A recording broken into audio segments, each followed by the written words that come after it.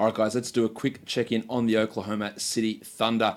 Abrams says, will the Thunder trade for another big or sign someone like Brandon Wright? And if so, would you anticipate someone like Wright putting up defensive stats and a field goal percentage similar to Nerlens Noel while he's out?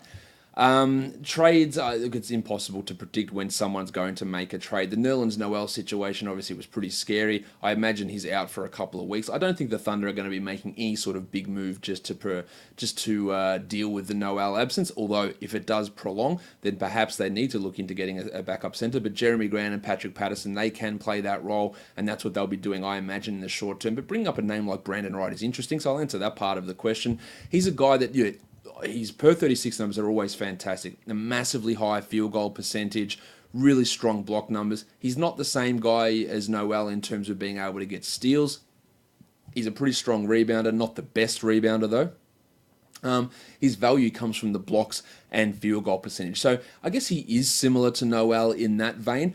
But Nerlens is a guy that in 20 minutes a night is a close to top 150 guy. I don't think Wright can be that guy because he just doesn't have the same ability to get steals as Noel, and that's what puts Noel from being a top 200 guy into a top 150 player. So no, I don't think the Thunder necessarily are going to be making any sort of trade for a backup big man. And signing someone, I don't think it's going to have a major impact. I think we forget that Brandon Wright is already 31 years of age as well. He's had significant injury concerns throughout his NBA career, can barely stay healthy.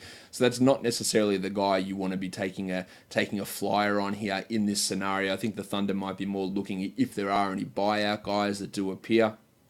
Well, they did have there are some two-way guys. A guy maybe to watch is Willie Reed from the G League, who's putting up big numbers in the G League. He could be an interesting name to pay some attention to there. So I don't envisage a big move or any sort of move necessarily coming with the Thunder unless Noel just is really struggling to return to full health after that concussion.